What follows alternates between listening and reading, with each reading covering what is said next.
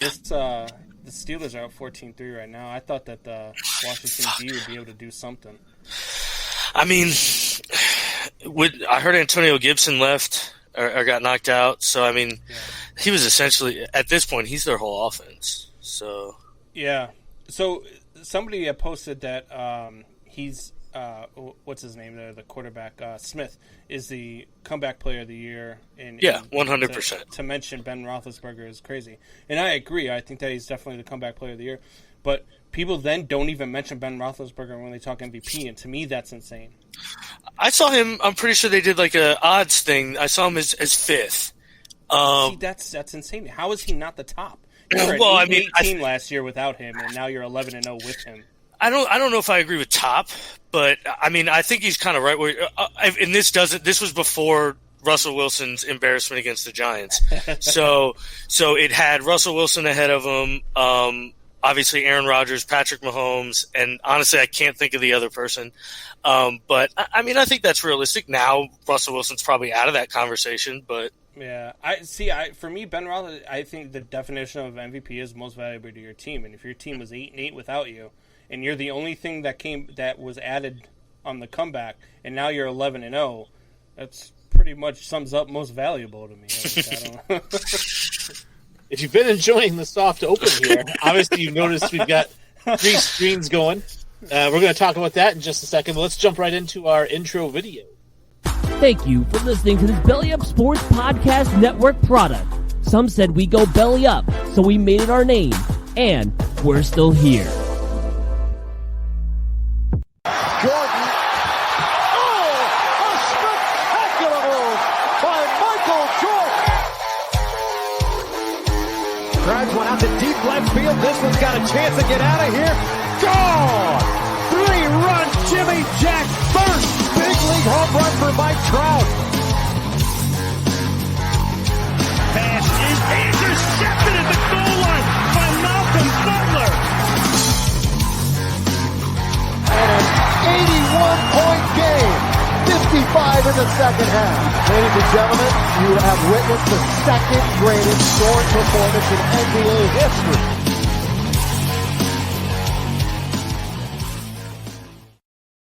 What's going on, everybody? Welcome to Infinity Sports. I'm your host, Wayne G., joined, as always, by Sully.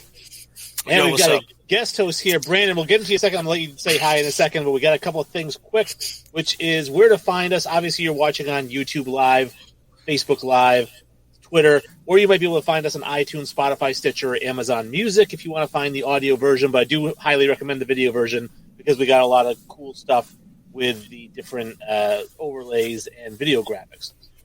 Also, if you go visit us on social media, Infinity Sports Podcast on Facebook, at Infinity Sports Podcast on Instagram, and at Sports Infinity on Twitter. Just visit the website, www.sportsinfinity.podcast.com, and visit the store while you're there. Support the show. You can see Tom Brady does, LeBron James does.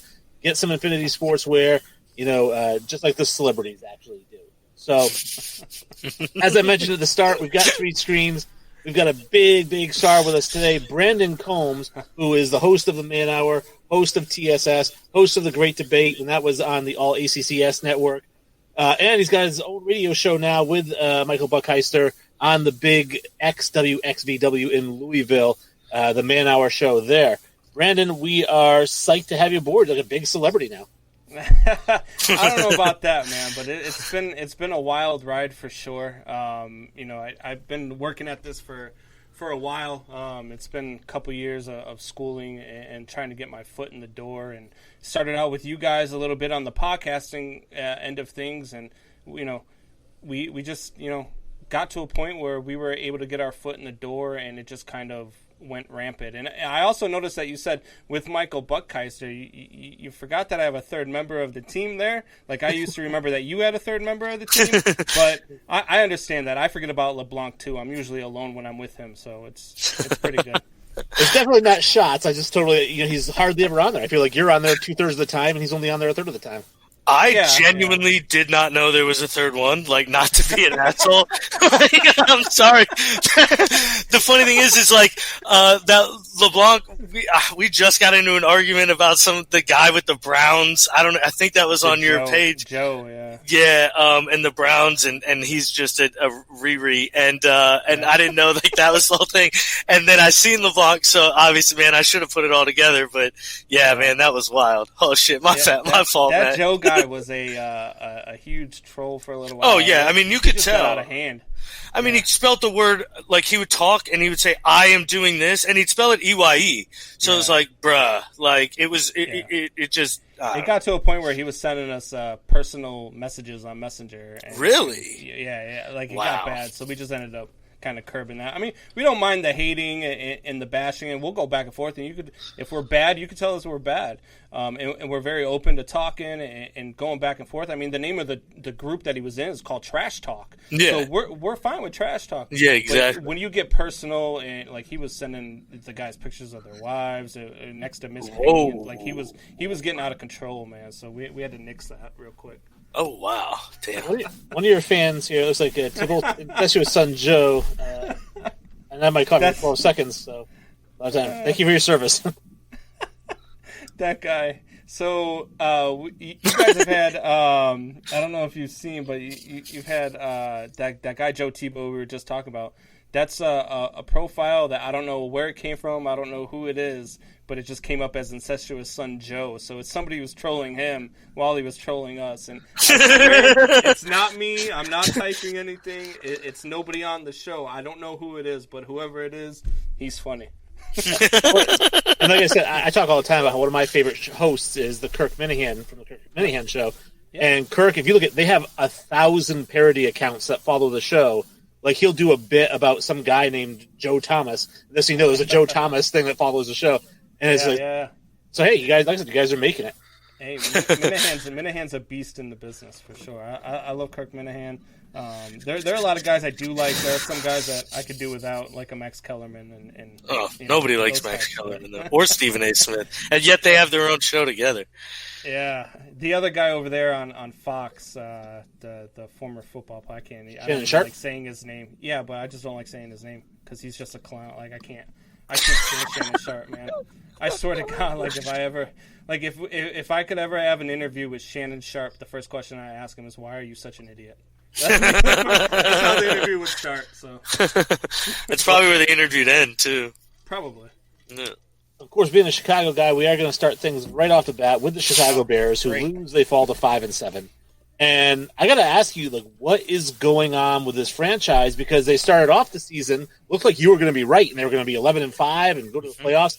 And then just all of a sudden, they're like, all right, we're switching quarterbacks to Nick Foles, now we're switching it back to Mitch Trubisky, and they just don't know what they're doing. So the problem started with the fact that they have the McCaskies as ownership. And then Ryan Pace is their GM. And then Matt Nagy is their coach. And then their quarterbacks are Mitch Trubisky and Nick Foles. So that's kind of where they went wrong. Look, I thought that Nick Foles would be a lot better than what he is. I was absolutely dead wrong on Nick Foles. I thought that once he came in and took over from Mitch Trubisky, you'd have a guy who could manage the field and do anything that you need to do to get that defense to help you win. And that defense has done its part to help them win. They just can't score. And the defense, you're asking the defense every single week to hold the opponent to under 13 points, and it's just not possible in the NFL. You just can't do that every week. And look, I think that Ryan Pace has done a horrible job drafting. The McCaskies, and as much as I try to keep this out of most discussions, they will never allow you to have a black quarterback in Chicago. That's just the McCaskies are all about. That's the only reason why I could think that Mitch Trubisky was drafted over Mahomes and Watson. It's the reason why we've never had a black quarterback. It's the reason why we didn't go after Cam Newton, but we went and signed Nick Foles. We didn't go after Teddy Bridgewater, but we signed Nick Foles. Like, it just... That's the way that they've been since they've been owners, and it's widely known, and I don't know why, because it's the only position that they do that with, but that's what they do, and I don't understand it. So Was Matt Nagy hamstrung a little bit? Sure, but his play calling has been garbage. His clock management has been garbage, and so there's not much I can say other than it looked like I was right at the beginning of the season when they started out 5-1, and now it just looks like I was a fool and I was just high on them because I'm a homer. But that's not the case. I really thought this team had potential. They just didn't live up to it. Well, and that's what kind of question will go for both you guys, and I'll hit Sully with this one, and then I'll have it come to you as well. They're projected to draft right now in that 13-14 range if at the current rate, but obviously if they continue to lose, it'll go up more. I've made the contention that even though Trevor Lawrence is a generational talent, if I had the number 1 overall pick as the Jets, I wouldn't take him. I would try to trade down and build through, because they have a lot of positional needs. And my question for Sully first, and then so for Sully first, because he's the draft expert, and then I'll have you as the Chicago guy. The Bears get 10, 11, 12, 13, whatever it is. Should they take a quarterback, or do they have other positional needs? I mean, they do have other positional needs, but again, it's kind of just how the individual team values the quarterbacks on the board. So like Zach Wilson and Trey Lance are going to be the quarterbacks in that range, and they're both African American. So they probably won't get selected at that point. I know nothing as to, he is correct. They haven't had a black quarterback. Drafted and start and things like that. So, and they have consistently drafted poorly, outside of probably Roquan Smith. I can't really, Kyle Fuller's a decent hit, but outside of those two, they haven't really hit, with their first round picks. So, I mean, Leonard Floyd was a bust. Mitch Trubisky was a bust, rookie tight ends never pan out. So Cole Kmet, as their first pick technically this year was never going to be a good pick. But I'd take a quarterback. I'm in the camp that you take one until you find the right one. I don't care if you took one the year before. If a better one comes along, that's why in this case for the Jets, you take Trevor Lawrence. If a better one's there, you take them because you're trying to hit as many lottery tickets as you can. You don't just buy one ticket. You feel me? Yeah. So I'm going to ask you this because you would know better than I do, so being the draft guy that you are. Where are Ian Book and Kyle Trask expected to go? I don't think Ian Book gets drafted. Okay. If he does, it's super late. Kyle Trask at this point has played himself into the first round. He's played himself into probably the top 20 at this point. He is proving a lot of what he couldn't do good last year. He's doing very well this year. He used to be a statue and kind of just be a pocket player. He's moving. He's getting out of the pocket. He manipulates the pocket very well. He throws guys open. He can hit his second, third reads. I think he's a complete player. I like him a lot, actually. Yeah. So for me, and that's where I was going to go with it, is that for me, if Kyle Trask is still there or Trey Lance is still there at 13, you have to go quarterback. You have to. Because those guys are both starting quarterbacks in the NFL. They're both franchise quarterbacks in the NFL.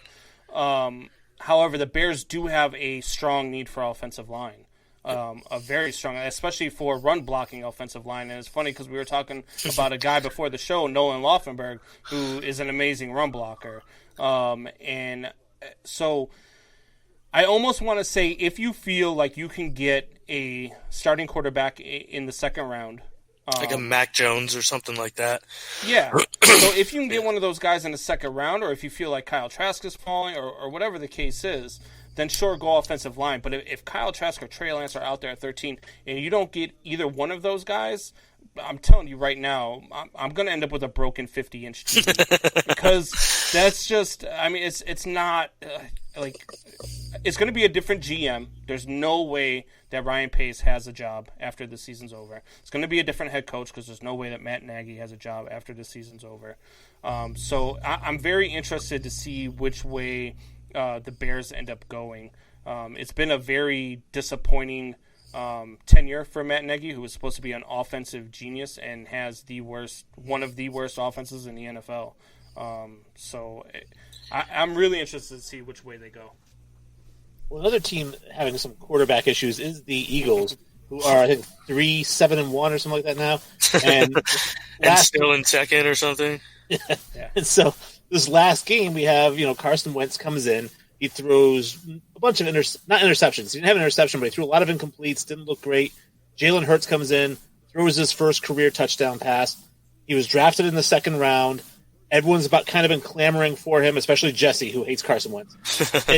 At this point, I guess, just like I say, the Patriots should put Stidham in there and see what you got. They're 3-7, even though they're still in the hunt. Should they put Jalen Hurts in as a starting quarterback? I think so. Again, you kind of got to see what you have. Like I'm in the same camp as you with Jarrett Stidham. The only issue being is, they're kind of still in contention for that divisional title. And so do you think with Carson Wentz, you're a better football team who can win that division? And I feel like, Doug Peterson's pride kind of feels like he is. It's also, he's the most sacked quarterback, the most pressured quarterback. Those things do come into play.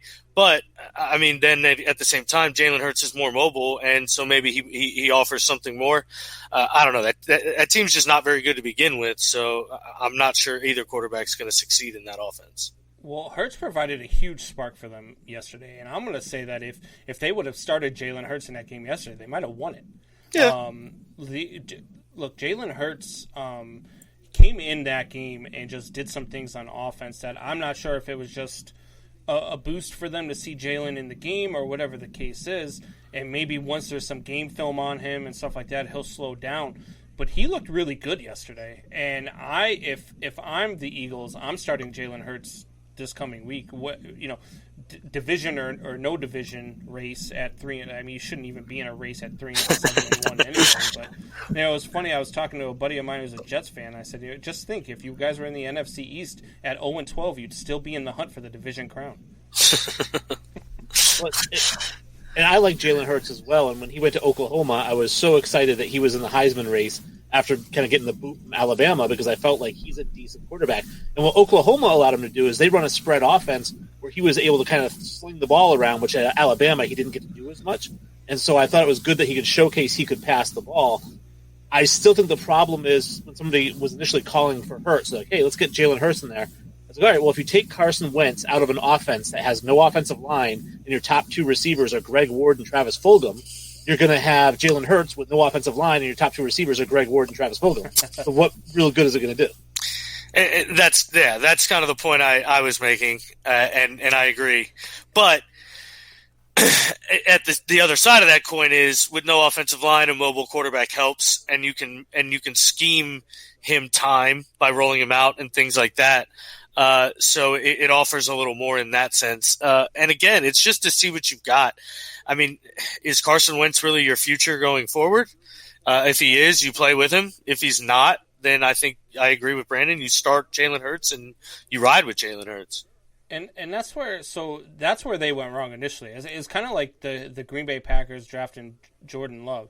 It's like they drafted a quarterback when everybody's like, why are you drafting a quarterback when you've got so many other needs? But Jalen Hurts, at that point, if you draft him, you're drafting him because you think he's the future of your team.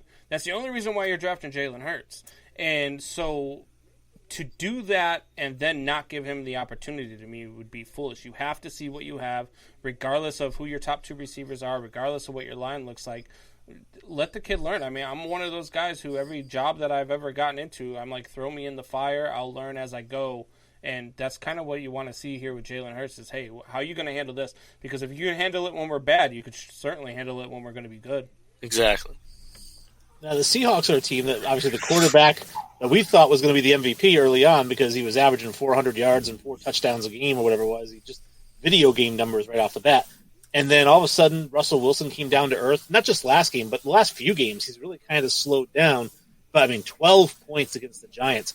We talked, Sully, a few weeks ago about how good quarterbacks like Russell Wilson, like Deshaun Watson, they find ways to win those close games. And here's where he found a way to score less than 20 points and to lose to the Giants. Yeah, it really didn't make sense. I was watching the game, and I really couldn't – I don't know. I truly don't know. I'm truly speechless on this one. The Giants played better than I've ever seen them play the entire season. The defense played out of their mind. Russell Wilson played about as poorly as I think I've seen him play, not just this year, but ever, kind of. It really didn't make a lot of sense. I mean, he's still lights out. He's still grading over 90 in a PFF grade this year. I still think he's in the MVP conversation. I do think players like Ben Roethlisberger have moved ahead of him. But, I mean, one game doesn't kill you, but this one's a bad one on his resume. Well, it's not just this game. I mean, I think over the last 4 to 5 weeks, he's been really, really bad. I mean, he had that one run there where I think he 3 straight games with 3 interceptions or something like that. Like he's been really sub what Russell Wilson normally is, and I don't know if it's a product of playing down to your competition, which we see a lot with the Kansas City Chiefs as well.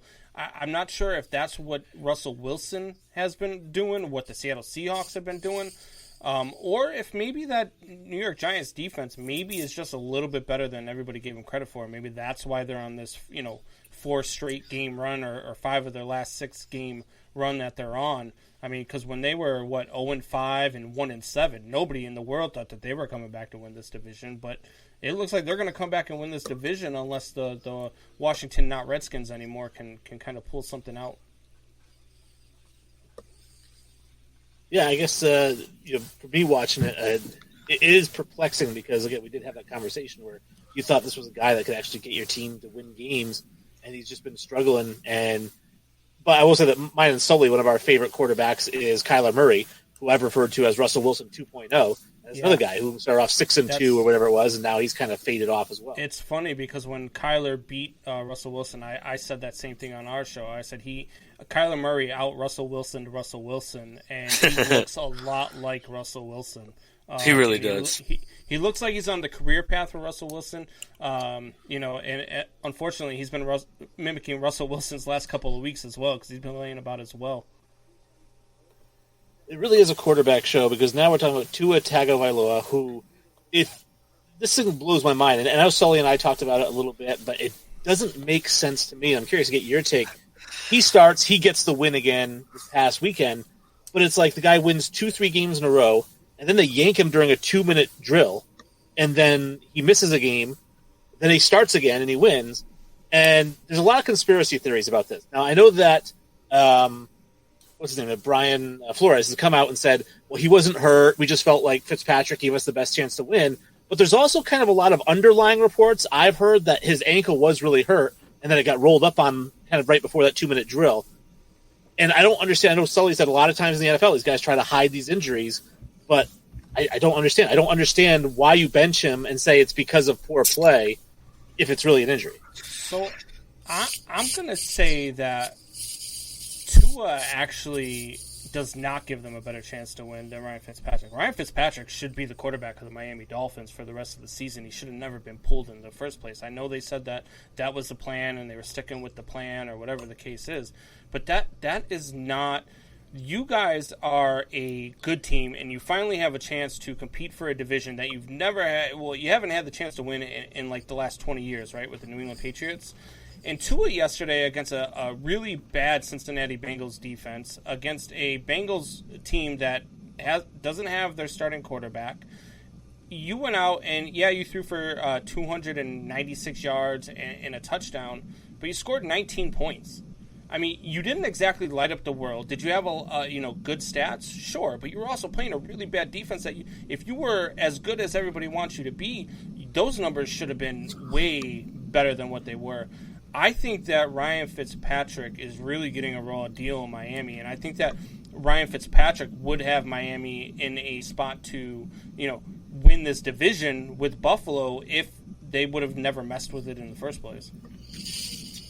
I mean, I don't necessarily disagree that Ryan Fitzpatrick shouldn't still be the quarterback, but once he's pulled and you ride with Tua, I think you have to continue to ride with Tua at that point. You can't go back and forth. So at this point, I'd have Tua as my starter going forward, and I'd just go with that because he is the future of your franchise. I do actually agree with you that Ryan Fitzpatrick offered them a better chance to make the playoffs and to possibly win the division this year. But I mean, they're clearly not focused on this year. It's more about next year, I'm assuming. And then guys like Tua, I mean, you see, like, your headline here says Tua wins. That's what the ESPN had one, Tua leads the Dolphins. And to me, I always find it funny when they want to push a guy to do well, like Taysom Hill 2 weeks ago. I was cracking up, and I was also angry because I'm not a big Taysom Hill guy. I actually think that they're giving Jameis Winston a raw end of the deal there. But Taysom Hill gets a headline that Taysom Hill leads the Saints. He had 78 yards passing. He did not lead the Saints to anything. The run game led the Saints to a win, but because they want to hype up the quarterback and because they want him to do well, they're going to portray it in a certain light. But look, I think that Tua's numbers just should have been better against this Bengals defense. If he's the quarterback that they say that he is, I think Fitzpatrick would have thrown for over 350 yards against this Bengals defense. I'm not sure how he would have done against the Bengals defense. I just know that sometimes your quarterback throws for 186 yards and a touchdown, and sometimes he throws for 296, and sometimes he throws for 396. And the defense, sometimes it's a good defense. I know it's the NFL, any given Sunday, right? I think Tua is the future of the franchise. I think we all agree was obviously the third overall pick. They picked him in the future. But like Sully said, this is where we agreed was that, once you take Fitzpatrick out, which I thought he should have been the starter for the whole year as well, or maybe at least until the last 3 games and he gives garbage time. But once they made that switch, I think Flores has to say, listen, no matter how bad you play, you are not coming out of any of these games. It's time to learn. So looking back at it now, do you still think that Tua was the best quarterback in this draft class? No. No, I mean, Joe Burrow went number 1. Yeah. And so, I mean, he got hurt. Right. If Tua didn't get hurt, though, Tua would have been number 1, right? Probably. I mean, right. It kind of depends because Joe Burrow's season was, it's arguably the greatest college football season of all time. So, it kind of, it does, you don't know, but his injury definitely, he was considered a generational talent before he got hurt. Yes. I think Herbert, even before Burrow got hurt, I think Herbert is going to be the best quarterback out of that draft class after watching him. The things that he's done early in his career, I get that they're not winning right now in San Diego, but again, I think that that's a coaching thing and a organizational thing more than it's a Justin Herbert. Justin Herbert has gone toe-to-toe with Tom Brady. He went toe-to-toe with Patrick Mahomes. He went toe-to-toe with Drew Brees. He didn't lose any of those games by less than 1 score. This kid is really, really good, and I understand that they're not winning very many games, but again, I just think that it's a coach. I love Justin Herbert and what he's doing out there in San Diego, and I think he is a very, very good quarterback. I think he's one of those ones that we're going to see him for a long time in the NFL. Yeah, my hatred for Justin Herbert's kind of well known on this show. It isn't hatred. I did not know that. No, it's not hatred. It's more I came into the draft saying I didn't really like him as a franchise player. I don't think he had it upstairs mentally. So you just want to be right, is what you're saying. No. I not just that. I put a lot of stock into winning football games. I don't like you say Fitzpatrick would have thrown for 350 yards. Well, I don't care how many yards you throw for if you win the football game. Yeah. So but you're not going to win in Los Angeles with that Chargers team. They're scoring 30+ points a game, but they're giving up 38. You can't. Well, in some they just scored like 23 last game. So yeah. But I agree. I've admittedly said on the show he is playing much better than I ever thought he would. I still wouldn't anoint him the best of this class yet because I still think Joe Burrow has played phenomenally as well, and I think Tua has a chance to play really well also. But Justin Herbert's definitely played better than I thought he would. And before we move on to the next topic, just to correct you, Sully, the Chargers actually scored 0 last game. Oh, okay. Yeah 0. They got shut out. Right. So the Steelers, the reason this came up is because the Browns won. They improved to 9-3. And they're having a really great year. Every friggin' game we got to hear. The last time they were 8-3. The last time they were 9-3. Yes, Bill Belichick was the coach. We get it. But but the thing that kills me is that all these Steelers, haters out there are talking about their 11-0 is the worst 11-0 of all time. They beat this overrated Browns team who again now has 9 wins. They beat this other team on their backup quarterback. And I'm curious to get your take because me and Sully agreed last episode. A win is a win is a win. And so 11-0, I don't care if they're all 1-point wins over 0-8 teams. They're still wins. And so I'm curious to get your take. They're 11-0. What do you think? I'm with you. You're 11-0. You've beat everybody in front of you. They're winning right now. They're up 14-10. You're beating everybody that's in front of you. And a win is a win is a win. You're right. And people want to talk about their strength of schedule. Well, the Kansas City Chiefs are one loss behind them, and the Kansas City Chiefs teams that they've played have a worse record than the teams that the Chiefs or the Steelers have played this year. So, I mean, people want to talk, but they want to talk about they always want to talk about the guys who are winning. And Pittsburgh's always one of those teams that outside of Pittsburgh, everybody hates. It doesn't matter what sport it is. Hockey, people hate the Penguins. If you go, not basketball. Except the Pirates. Team, nobody thinks the Pirates are good. Yeah, I mean, they don't ever win nothing. So,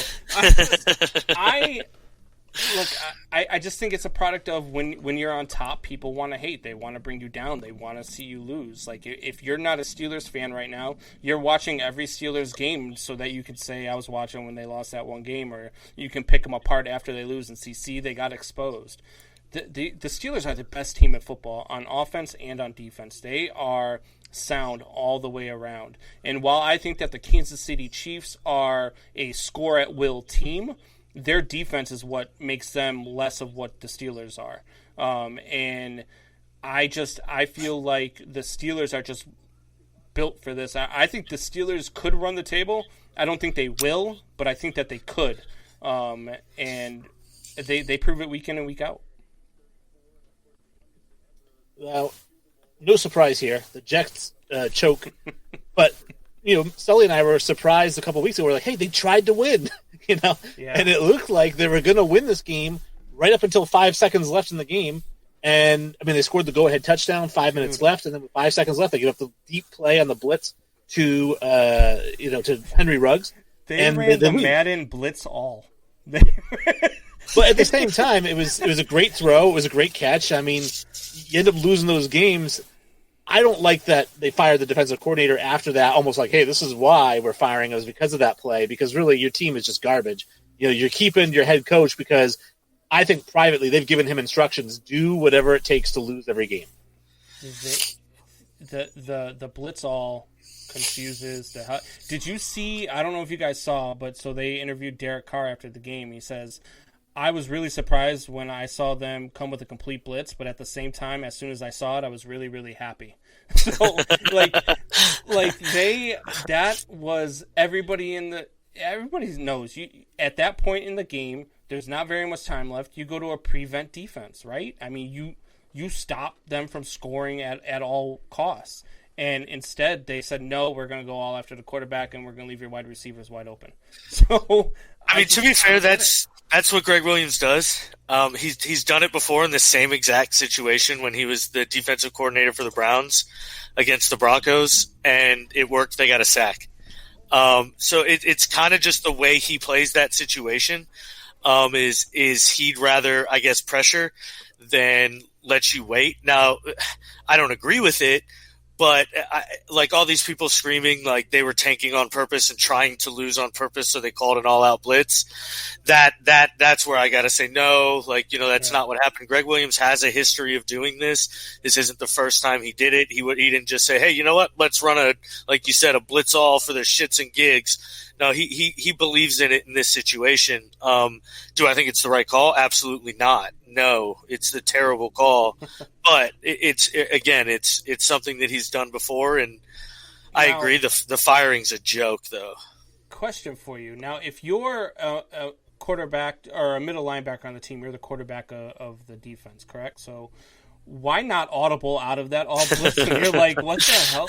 Because I'm with you. I don't believe that there's a coaching staff in the world or a player in the world that wants to be a part of an 0-16 team. You just don't want that on your resume.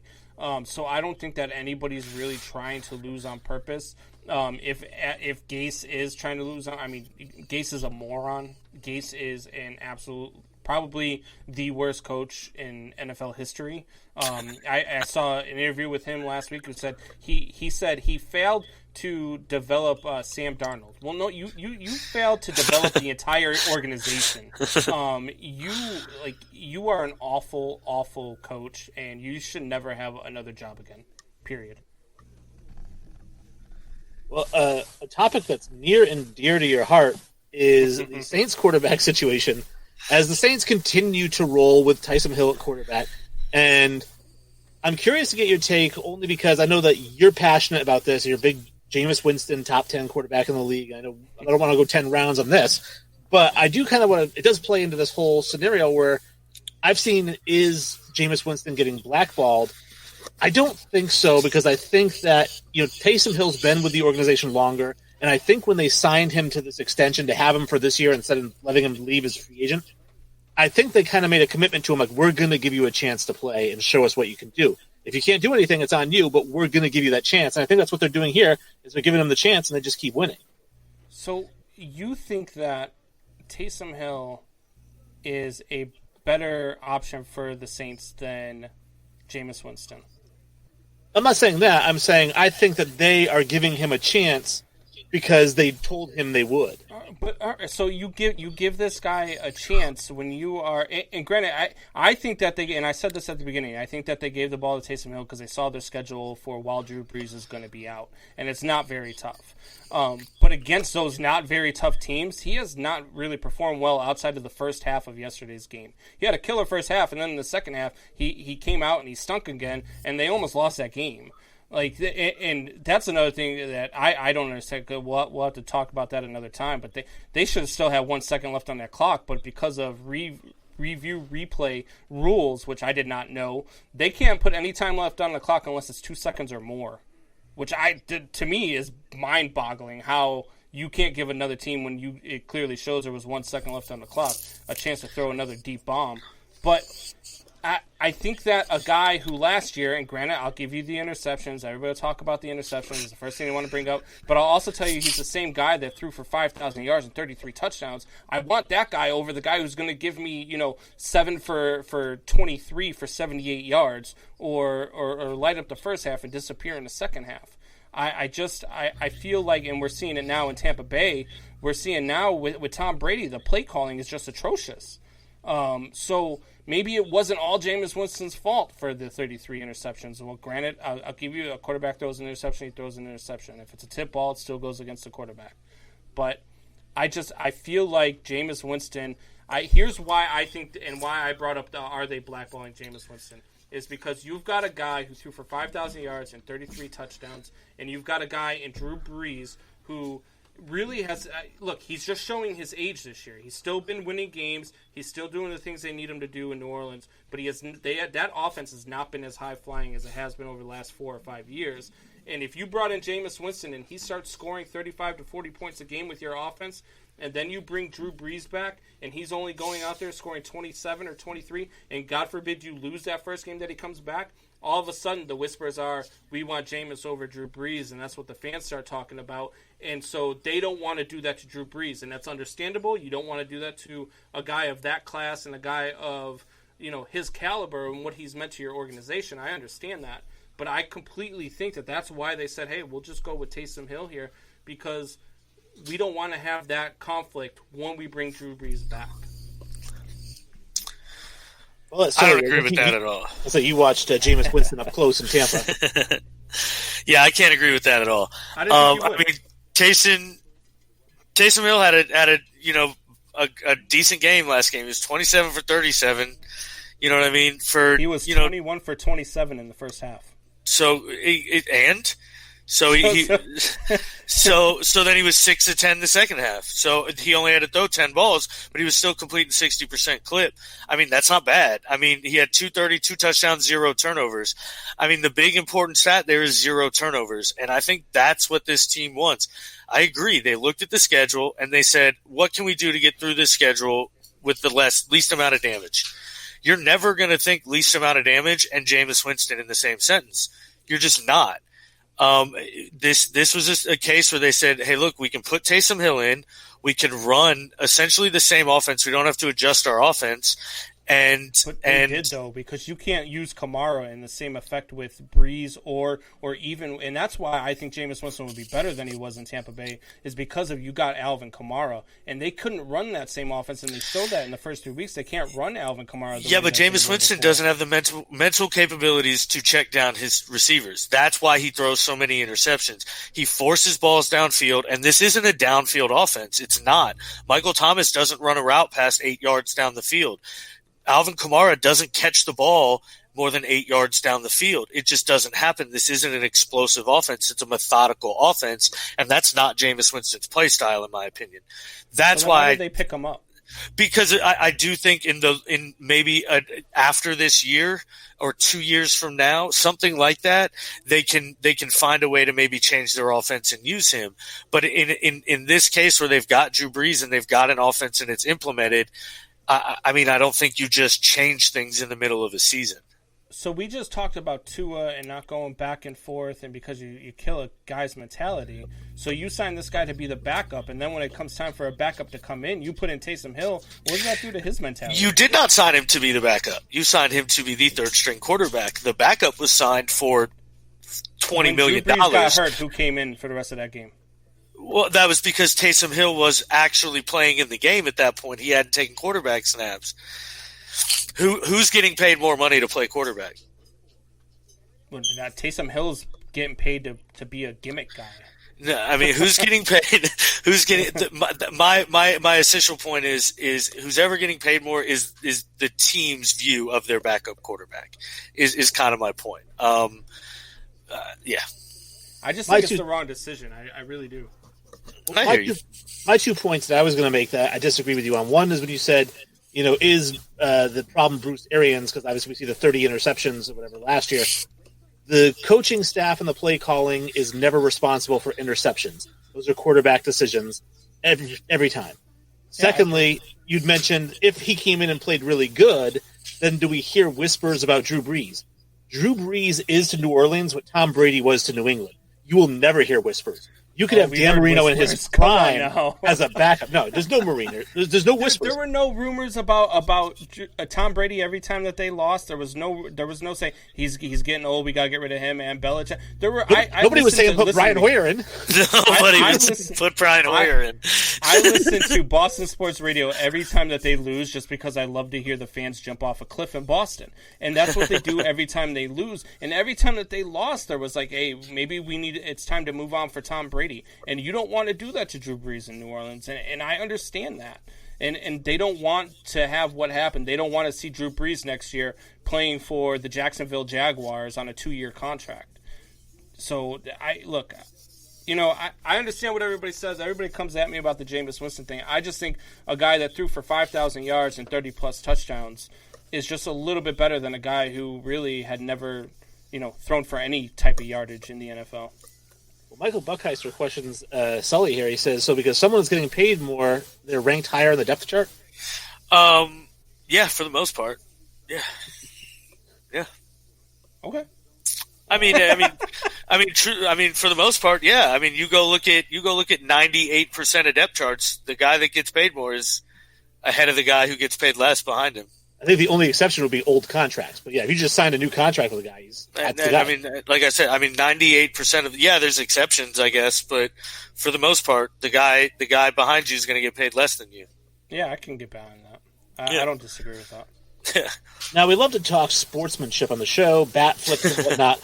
And what a great show of sportsmanship by the Kansas City Chiefs when they played yesterday with – this is the second time that Tyreek Hill has done this, where he's caught a touchdown, waited at the 1-yard line, and just done a backflip into the end zone. Now, maybe a little bit more here, but he did it a few weeks ago. Now, this was called back because of a holding penalty. But at the end of the day... That's awesome. Yeah, I know. That's amazing. I was just going to say, 3 years ago, I probably would have hated this because I'm all sportsmanship, don't... But at the end of the day, I have no problem with it because even for years, I love this. Sterling Sharp had the touchdown in his career where he ran, same thing, blew by all the defensive backs, looked behind him, and then didn't even cross the goal line. He just reached the ball over and dropped it. Yeah. And I was like, I love that kind of showmanship. I'm glad Michael Buckheiser is listening right now because I'm about to destroy your boy. You know who doesn't like to watch the backflips? Is the owner that's paying that guy so much money. His butthole puckers every time Tyreek Hill does that back. Imagine if Tyreek Hill does a backflip, lands it, and blows an ACL.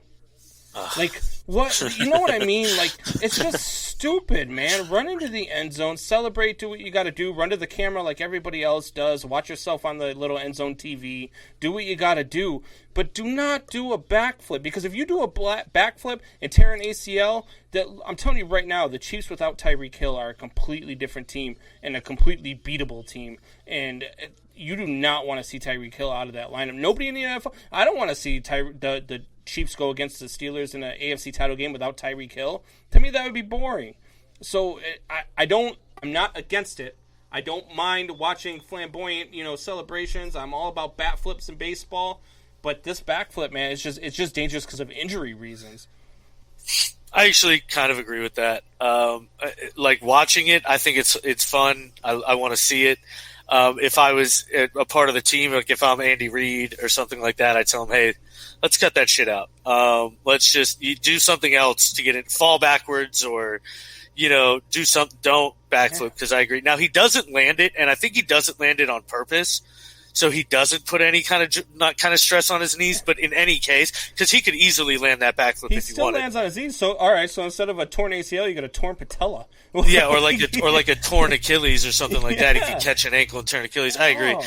I mean, and not to swerve topics here. Did you guys see that catch that was not even looked at and replayed with him? No. Damn, I wish you guys had. It was a deep play. He went and caught it. The defender knocked it out. As they're falling, the ball falls down and just lands right here, and he ends up catching it. Doesn't even know he catches it. And they don't even replay it or nothing. And it was 100% a touchdown. They don't replay it. They don't do anything. They don't challenge it. Nothing happened. It was wild. I can't believe you don't I thought all scoring plays had to be reviewed. It was ruled incomplete. It wasn't a scoring play. And then Kansas City didn't challenge it for some reason. Bro, you got to go Google it and YouTube it after this. I'm telling you, it'll blow your mind. Now, Michael Buckheiser did a challenge. He says, I see 5 teams where that's not the case, where I guess Buckheiser. Starters. This guy. What? With the starters and the money. And what is it? Gardner Minshew on his rookie contract and fucking, get out of here. I can't even defend you right now, Buck. What are you doing to me, man? So I'm going to skip over a couple of topics here as we run. Laufenberg is the guy we talked about, off the air. We came on now. He's the offensive guard for Air Force. Brandon had mentioned to us last show, if you were following the show, he said, what about this guy Laufenberg from Air Force? And so he said, I don't even know who he is, but I'll check him out. And then, in our group chat said, by the way, that dude, I can't find him anywhere. I don't even know what you're talking about. He's lucky to be a 4th-round pick. But then upon more further research, Brandon provided some articles from Pro Football Focus where they had this guy ranked as one of the top guards in the country. He's the first-team All-American. He's got these ridiculous run-blocking stats. But Sully keeps doing the research. I still can't find him anywhere. What's going on? Yeah, this is weird. He's an anomaly at this point. I truthfully, somebody help me. Help us. I mean, tell me what is going on with this kid. Nolan Laufenberg, where are you, bro? What's going on? They only played 2 games this year, so maybe that's what's happening. We can't figure it out why he's not on the PFF's top 200. I can't find him in a single mock draft. I can't find a scouting report on the kid. All I've got is tape of his 2 games, and then last year, which he was one of the highest graded offensive guards seasons of all time. So it's kind of perplexing. I want to figure this situation out really bad, man. Yeah, man. Look, it's one of those things where when we were talking about it afterwards, I was just like, look, I threw it out there for topic.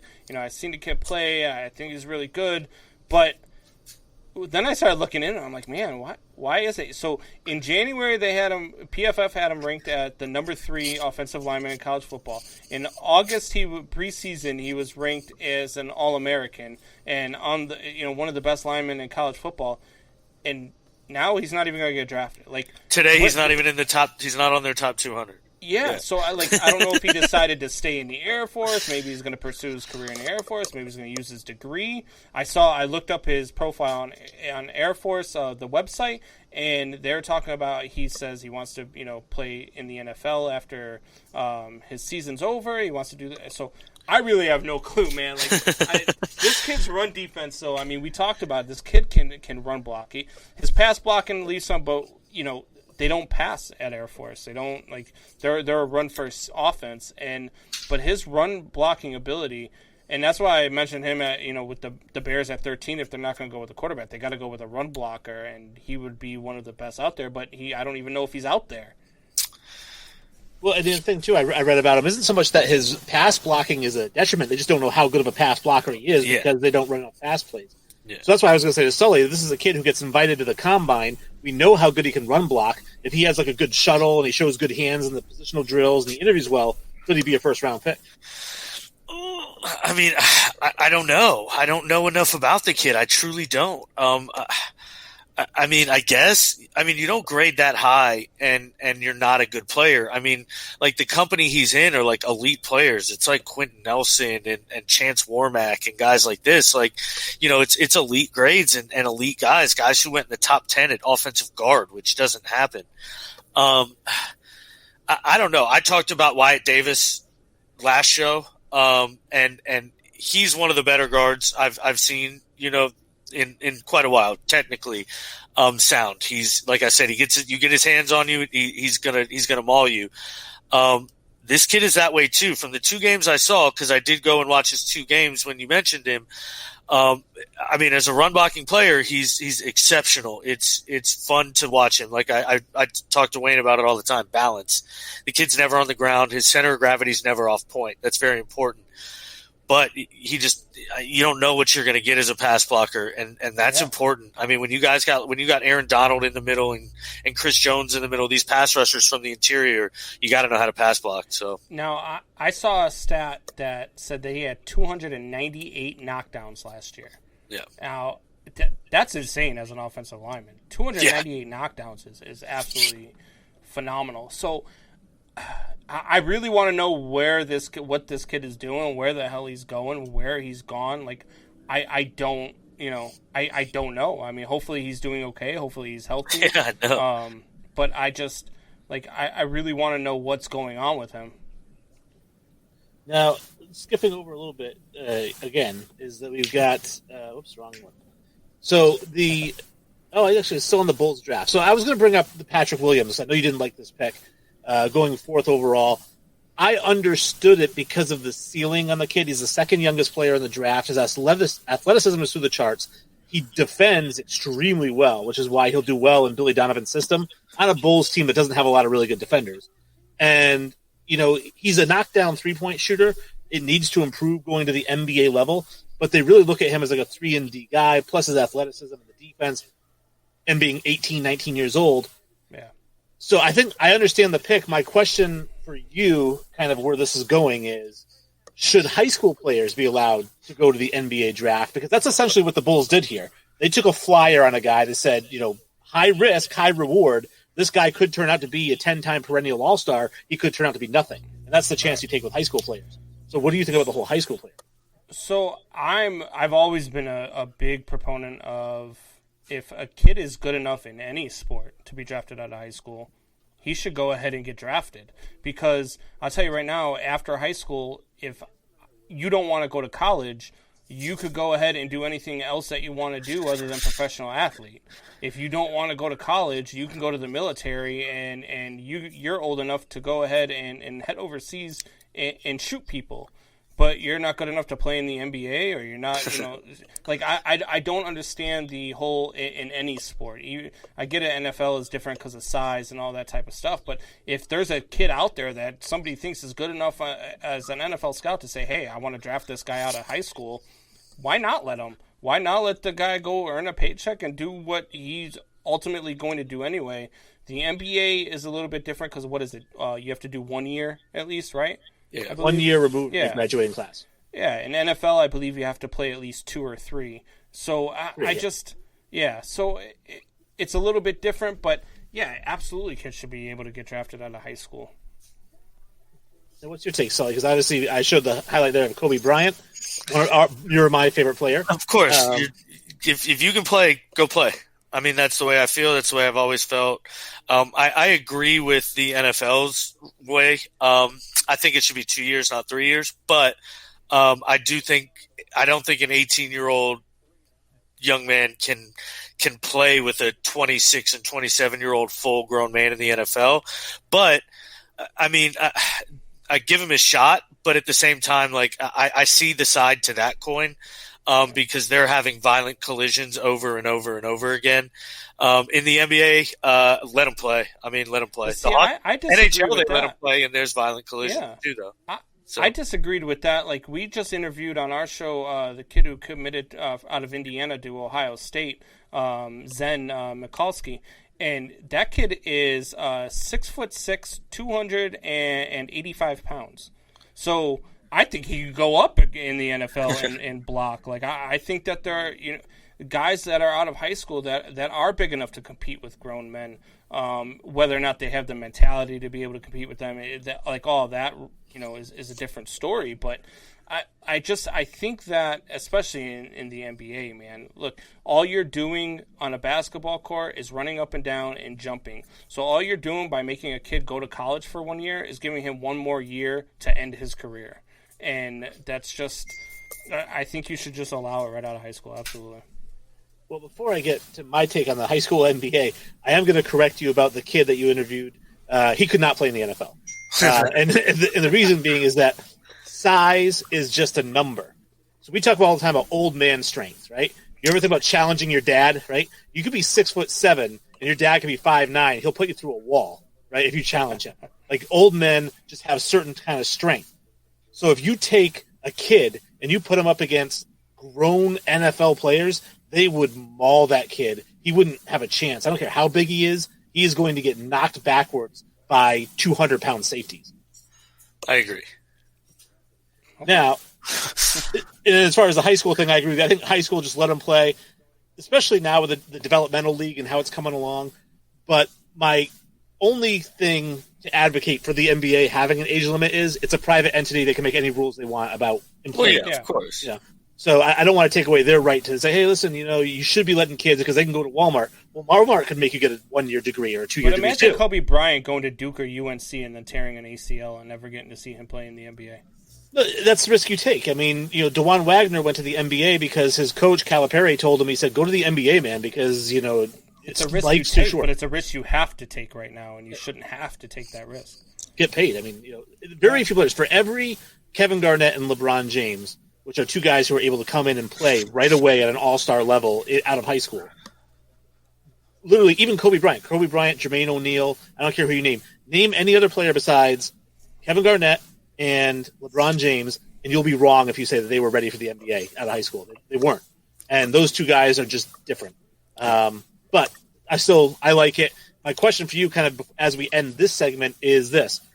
Patrick Williams is that high school player, that high ceiling, super athletic, could be a Giannis, could be a generational player. He's just not even close right now. So you're getting a raw piece of iron. Do you agree with taking a raw piece of iron, looking at their roster at number 4? I don't. But again, this wasn't a very deep draft. This came to a point where at number 5, I was like, God, I hope we can get I hope we can get that ball kid. And I never thought I'd hope that my team could get one of the ball kids. But I don't know. It is what it is. They did the most Chicago thing that they could possibly do, and with the number 5 overall pick, took a guy who wasn't, supposed to get picked. So I didn't want to end things without. Whoops, that's Kenny. Let's skip things here. Actually, if you're listening, you don't even know what I'm talking about. But if you're watching, I did the wrong graphic. So Greater Than is a segment that we love to do here. I mentioned it to you in our pre-show. I said you throw 2 items out there, and you just got to talk about which one is greater than which.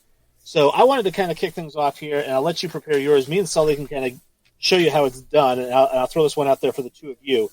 All right, this one's going to be Margot Robbie, Angelina Jolie. Margot Robbie. Yeah. I don't even think Angelina Jolie's hot, so. Oh, all right. Yeah, I'm going Margot Robbie too. There's also like a 20-year difference there. No, I'm saying in their prime. So, yeah, but Margot Robbie is that. Ooh, she's so bad. Yeah, she is. So for me, it's Angelina Jolie, and the big reason. Old. I said in their prime. It doesn't matter. You're still old. Like that's like asking my dad Sharon Stone or Margot Robbie. He's gonna say Sharon Stone because he's old. Like, I won't call you old, Wayne. I won't call you old. I love Margot Robbie. I'm just saying that Angelina Jolie has that exotic look. She's a little bit crazy. She does. And we think we've talked about it on crazy. That bitch is a lot crazy. And that's what I like. We talked about this in a previous show. Like when I watch Harry Potter, it's not Hermione that does it for me. It's Bellatrix Lestrange. I like a psycho. I'm divorced twice, so I'm all done with crazy women. I'm going Margot Robbie all day long. Yeah, but she's crazy too. So I mean, at least her characters have been. So yeah. Man, that's what do you got, Sully, for graded on? All right, so here we go. It's going to be an easy one. Soft tacos or hard tacos? Oh, what do you say, Brandon? Soft corn tacos all day.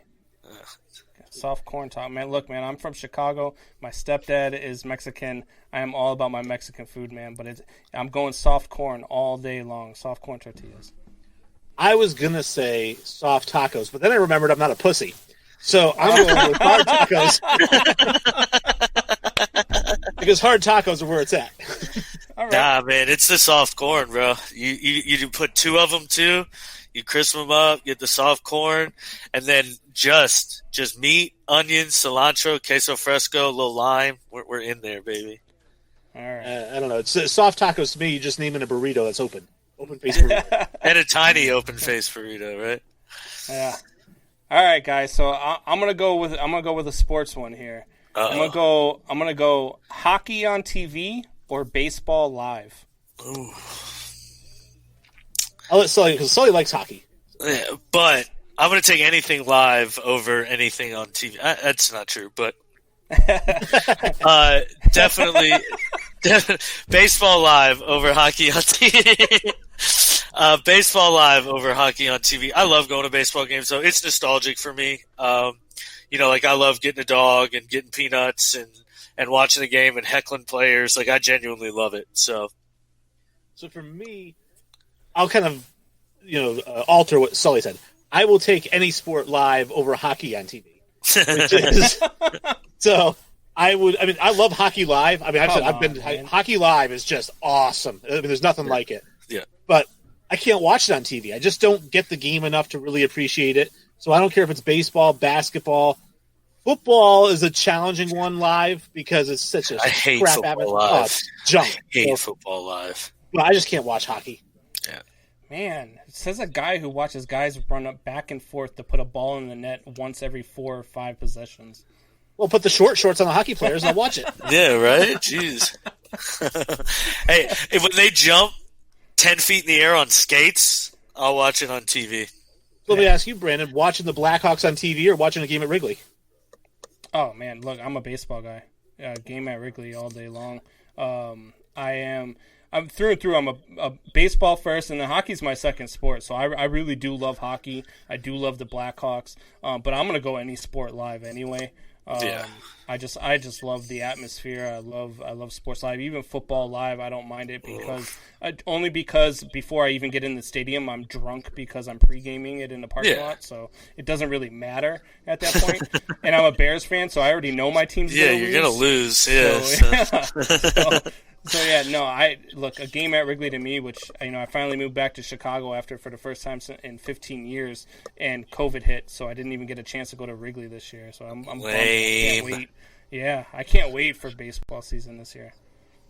I've got another movie one. It's Vin Diesel, The Rock. Ooh. The Rock. Yeah, so I'm going Vin Diesel movies. I know, I probably should, but man, I just like how The Rock is funny. I think the comedic aspect of it is going to get it for me.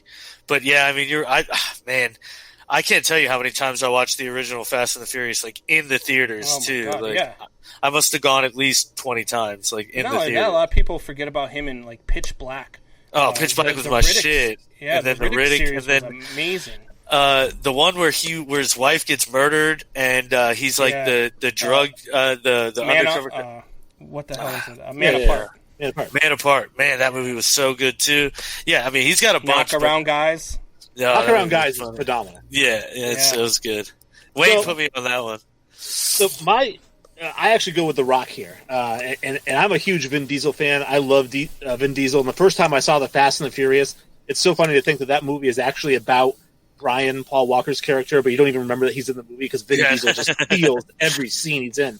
Yeah. And that's what he does in every movie he's in. Vin Diesel is the star. The Knock Around Guys, he wasn't the main character. It was Barry Pepper. But Vin Diesel steals that movie.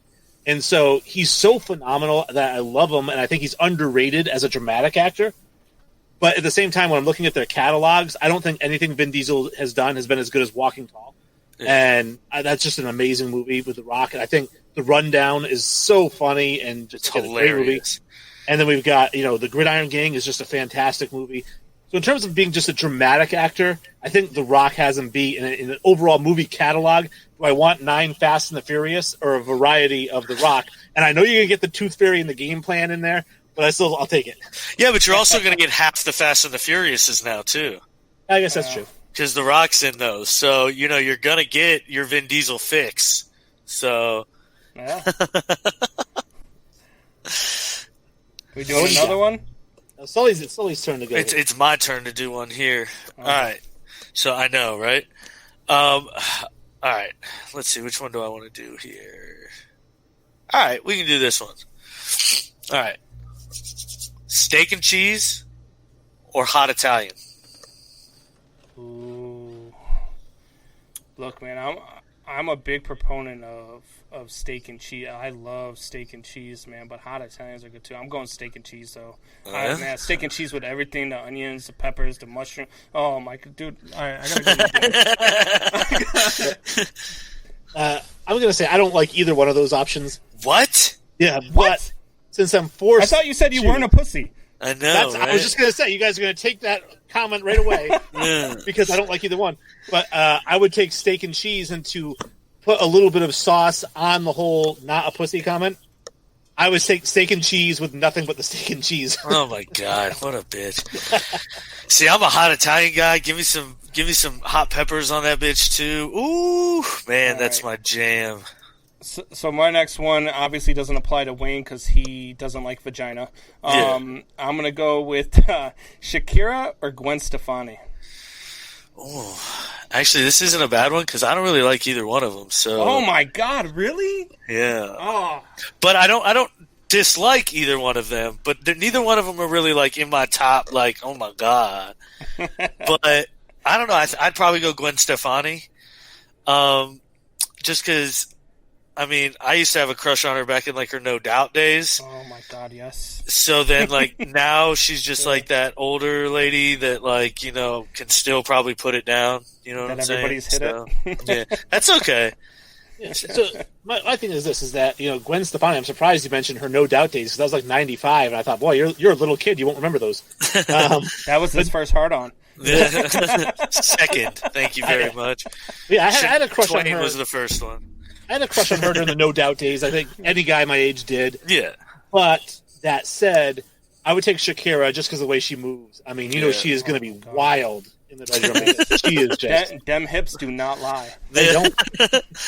J-Lo or Shakira is a better one, I think. J-Lo. I take J-Lo. Yeah, I do too. But...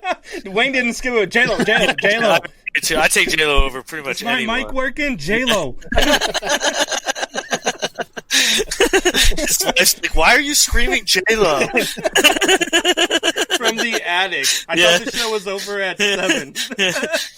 Oh, that's all funny. right. So I'm going to take it to a really dark place for my last one. I mean, God! So because we just had a good laugh, now let's take it somewhere really dark. Jesus. Yikes! Greater than wife beaters, child abusers. Oh my God! So which one do we think is worse? Is better. Is greater than. One's greater than the other. So then, I guess wife beaters. This is a weird thing to argue. Why? It's so horrible. Man. I just thought of it. I thought, boy, that's awful. I'm gonna bring it up. I'm gonna go with Jesse by himself. Oh man, Neither of them are that bad. Come on. Yeah, Jesus. No, he's gonna be listening to this. Sorry, Jesse. Oh, 100%. Jesse, you're not a wife beater or a child beater. We love you. I would say wife beater just because we've talked about children before, and yes, women. I don't want to say women are helpless, but children are helpless. You know what I mean? And so obviously, I think that's much worse. Look, man, I can't even really answer this one, to be honest. Look, I'm gonna say whatever you guys agree on, I'll agree with you. I can't answer this. Can't even answer it. I'll help it if you want. I agree with Sully. It's I don't believe in either one. Obviously, they're both awful, horrible, atrocious things. But women, when I say wife beater, you're talking about an adult, right? And even though a man is bigger and stronger, as an adult, you're more equipped to defend yourself against another adult versus a child. I cannot believe we're having this conversation. Yeah. Versus a 2-foot 8-inch child. And we talk about it all the time because I've made it very clear how I feel about Adrian Peterson. Yeah. I want him to die. I think he's a horrible, one of the worst human beings on the planet right now because of what he did, and he has no remorse for it. It isn't like he made a mistake. He's like, I still hit my kid with a belt. He's a horrible person. I'm about to give you that whole thing that I give somebody when I don't want to talk anymore on FaceTime. Be like, and that. That's my dark. Now, Sully, maybe he can lighten the mood. No, I didn't have another one, and you just went super dark. Brandon, do you want to lighten the mood a little bit? Yeah, sure, I'll lighten the mood. Man Hour or that garbage that Peasy puts out. Oh man, I guess Peasy's if I gotta pick. I mean, shit. No, I'd probably go with the one that's got the two hosts, right? Brandon Combs. There we go. It's such an easy one because it really is Man Hour. Because I can actually watch Man Hour, and I cannot watch Peasy's show. And I tried so hard early on when I first started doing the show, and I'd asked him for some advice because he'd been doing it for a while. I'm like, hey, we're kind of new to this whole podcast. I mean, what advice do you have for us since you crapped all over us with your rating? What do you think we could do better? And I was like, you know what? I'm going to watch his show and see what he does. I was like, guys, whatever he gave us for advice, throw it out the window. Ignore it, yeah. We do not want to do that show. Whereas Man Hour, at least I can watch it. I mean, you guys are fine. I can't really complain about it. Appreciate it. There we go. I'm glad we didn't lose that one. That would have been. I might have quit. So that said, I'm going to say, Brandon, before we throw it to Kenny, and I'll let you throw it to Kenny, tell the listeners one more time where they can find Brandon Combs and his celebrity status. Yeah, so we've got Man Hour every night, Monday through Thursday at 8 p.m. Central Standard Time, 9 p.m. Eastern on Facebook, YouTube, Twitch. You can find us all over the place. And Saturday mornings at 9 a.m. on Big X Radio out of Louisville, Southern Indiana area. And so, join the page, give us all the likes you want, and hopefully you guys enjoy the content. And if you don't, let us know that too. It's a great slogan. Brandon Combs. He won't answer the hard questions. Yeah. Not about wife beaters and child beaters. They all are garbage. Sully, anything to say to the fans? No, we appreciate it, guys. Thanks for tuning in. Make sure you come back every Monday and Saturday. All right, Brandon, you get to throw it to Kenny. Kenny, take it. It's over! It's over, ladies and gentlemen!